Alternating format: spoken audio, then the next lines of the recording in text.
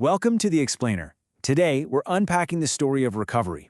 I mean, how did something so simple, so biological, turn into this massive, multi-billion-dollar cultural obsession?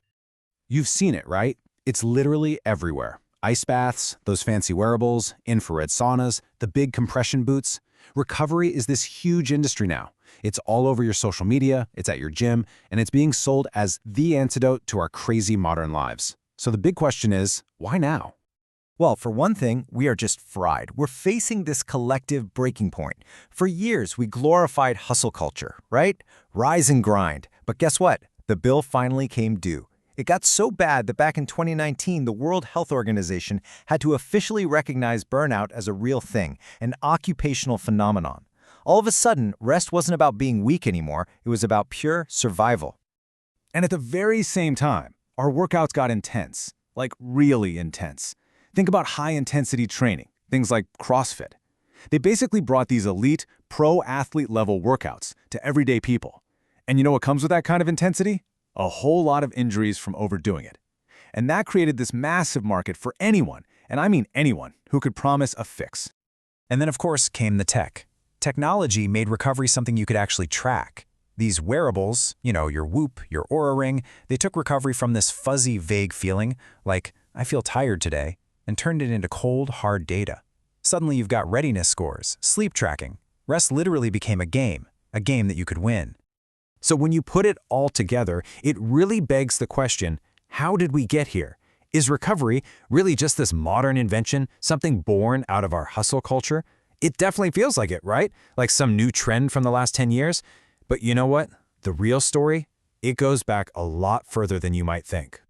Okay, so this is the absolute crucial point. Recovery isn't a trend. It's not a fad. It is a non-negotiable biological formula. And it's so simple. Stress plus recovery equals adaptation. That's you getting better. But stress minus recovery, that equals breakdown. It's not a suggestion. It's not a nice to have. This is the fundamental math for all human performance, period.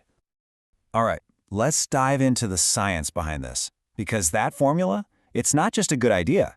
It's a scientific fact that researchers have been proven for more than 100 years. And this timeline it's fascinating. It lays out this undeniable truth. The science of recovery is old news. We're talking the 1920s, when A.V. Hill literally won a Nobel Prize for discovering oxygen debt. He proved that feeling tired wasn't a lack of willpower. It was a real, measurable signal from your body. Then, in the 30s, this guy Hans Selye comes along and figures out that all stress, physical and mental, stacks up, and that we only get better with rest. And by the 50s, we discover REM sleep, proving that sleep isn't just you being switched off, it's an active, essential repair cycle. Okay, so that's the million-dollar question, isn't it? If the science is a century old, why did recovery suddenly explode into the mainstream now? If we've known this stuff for so long, what changed? Well, it turns out it was a perfect storm.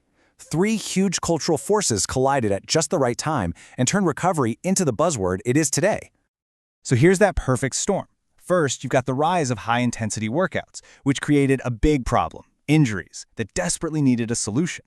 Second, you've got the whole quantified self thing, with wearables making recovery something you could see and measure. And third, the burnout epidemic created this deep, desperate cultural need for us to just have permission to rest.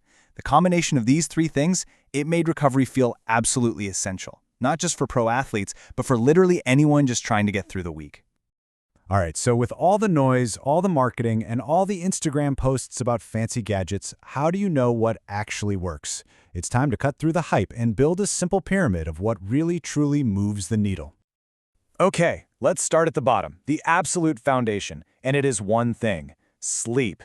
It is the non-negotiable bedrock of all recovery. Honestly, it's the most powerful tool we have, period. It handles everything from hormones, to repairing your brain, to keeping your immune system strong.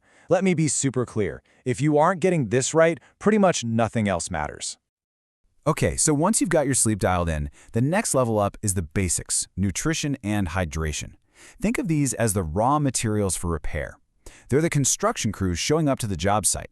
You need the right food to rebuild tissue, and you need enough water to make sure all those good nutrients are actually getting delivered where they need to go. Now, before you even think about buying a single gadget, the next step is active recovery. And this is so simple. It's just low-intensity movement. We're talking about a walk, some light stretching. The whole point is to boost your circulation and help flush out the junk without piling on more stress. And here we are, at the very, very top of the pyramid. This is where the tools live. The saunas, the cold plunges, those compression boots. And look, they can be great. They can be really effective. But they are supporters. They are meant to supplement the solid foundation you've already built. They can never, ever replace it. So, after all that, what's the big idea we should walk away with? How do we look beyond the hype? It really all boils down to this one powerful idea. You don't grow from training, you grow from recovering. Think about that. The work you do, whether it's lifting weights or grinding at your desk, that's just the signal for change. All the good stuff, all the growth, getting stronger, faster, more resilient, all of that actually happens when you rest. And that leaves us with one last question to chew on, and it's a big one. Is your recovery a strategy, or is it a status symbol? In this wild world that has somehow turned rest itself into a performance, are you actually using it to adapt and get better? Or are you just kind of performing rest for an audience? The answer to that question, well, it makes all the difference.